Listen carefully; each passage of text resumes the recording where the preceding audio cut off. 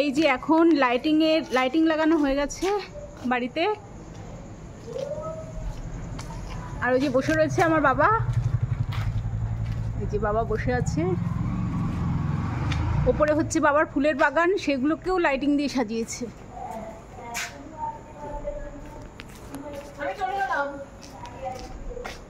এখানে ফোয়ারা লাগিয়েছে, এগুলো আজকে আর দেখা যাচ্ছে না। ফোয়ারাটা চালাও বাবা। ও হ্যাঁ, লাইটটা জ্বালা বাবা, লাইটটা জ্বালা। ওই তো ওখানে লাইট দেখছিস না? হ্যাঁ চল চল চল।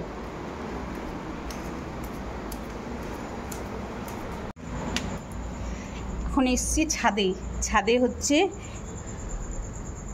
এই বাবা ইয়ে পর, জুতো পর, দাদার জুতো নয়তো দিয়ার জুতো পর। আমি দাদারটা পরছি, তুই দিয়ারটা পর। এই যে লাইটিং দেওয়া হয়ে গেছে। ওয়াও,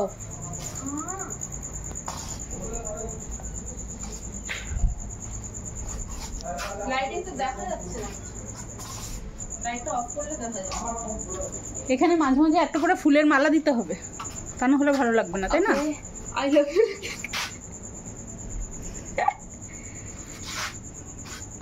এই যে দোলনাতে পুরো কভার পরানো, শিকল টিকলে লাইটিং নিচের দিয়ে দেখা যাবে। আর পিছন দিকটা এরকম সাজানো হয়েছে।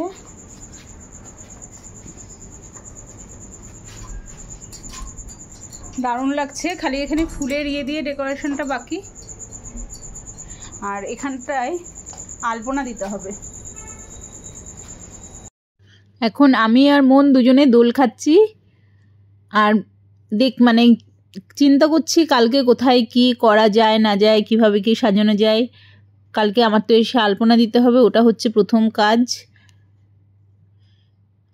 আর এই যে তত্ত্বর সমস্ত ট্রে কেনা হয়ে গেছে, ফলের ঝুড়ি, তত্ত্বর ট্রে, ড্রাই ফ্রুটসের ট্রে, সমস্ত কিছু হয়ে গেছে রেডি।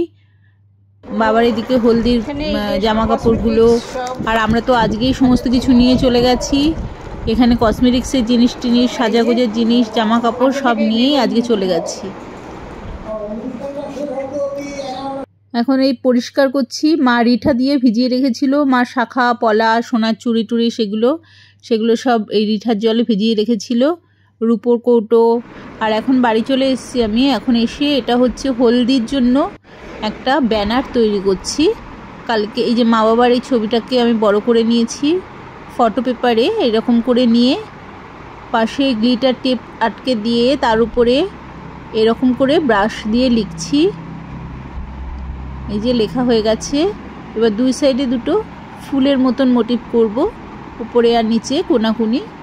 তো এই যে ফেব্রিক কালার দিয়ে, কালারগুলো অনেক দিনের তো, কালারগুলো প্রায় শুকিয়ে গেছে, আর একটু কেমন হয়ে গেছে। তো এটা হচ্ছে সেকেন্ড কোট দিচ্ছি।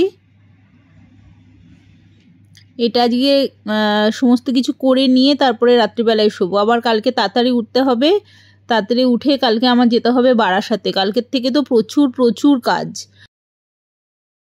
আপনারা অবশ্যই দেখতে থাকবেন আমার মা বাবার 50তম বিবাহবার্ষিকীতে কি হতে চলেছে।